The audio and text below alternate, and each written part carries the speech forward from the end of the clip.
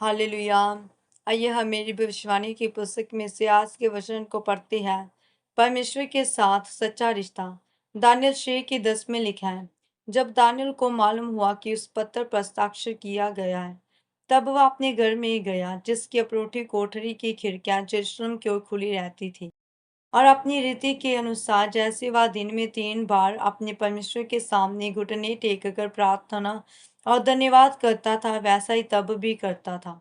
मेरे प्रियो, बाइबल बताती है कि दानियल दिन में 3 बार परमेश्वर के सामने घुटने टेक कर प्रार्थना करता था।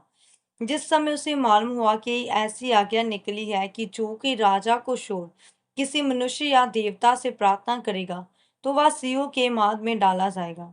फिर भी दानियल जैसे पहले परमेश्वर से प्रार्थना करता था, उसी तरह तब भी प्रार्थना करता रहा। अगर आप दानियल के जीवन को देखेंगे, जो आशीष अन्य जाति लोग चाहते थे, वे आशीषें दानियल के जीवन में थी। जो ऊंचा पद वे लोग चाहते थे, वह दानियल के पास था। जो बुद्धि वे चाहते थे, वह बुद्धि दानियल के पास थी।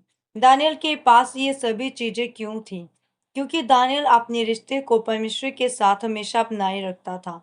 उसी तरह इसहाक ने भी परमेश्वर से अपने रिश्ते को निरंतर बनाए रखा था। और परमेश्वर ने इसहाक को इतनी आशीषें दी कि वह राजाओं से भी ज्यादा धनी हो गया था, कि राजा भी उससे डरते थे। आज बहुत से लोग प्रार्थना करते हैं, लेकिन इसका मतलब ये नहीं है कि उनका रिश्ता परमेश्वर से निरंतर है। क्योंकि कोई अपनी गवाही के लिए, किसी चीज को पाने के लिए प्रार्थना करता है। मेरे प्रियो, दानियल दिन में 3 बार परमेश्वर के पास जाता था।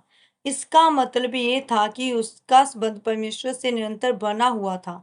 अगर आप भी रोज परमेश्वर के पास जाते हैं, तो फिर जिस दिन आपको परमेश्वर की सबसे ज्यादा जरूरत होगी, आप छोटी सी आवाज लगाएंगे, तो परमेश्वर आपको जल्दी उत्तर देगा। जिस तरह एक व्यक्ति था जिसका कोई नहीं था, वह दोपहर को जल्दी खाना खाने के बाद 15 मिनट चर्च में प्रार्थना करके वापस आकर अपना काम करता था।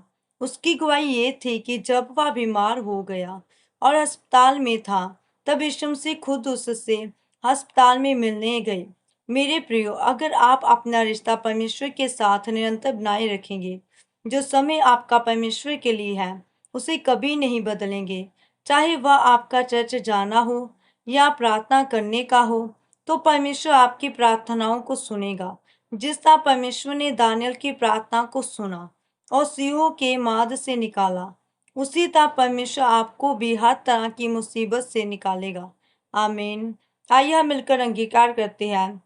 सर्वशक्तिमान परमेश्वर, इस वचन के लिए मैं आपका धन्यवाद करती हूँ। मैं ये अंगीकार करती हूँ कि आज से मैं अपने रिश्ते को आपके साथ निरंतर बनाए रखूंगी और अपनी हर एक चीज आपकी महिमा के लिए समर्पित करूंगी। आप मुझे अनुग्रह दीजिए, प्रभु यीशु मसीह के सामर्थी नाम में। आमीन।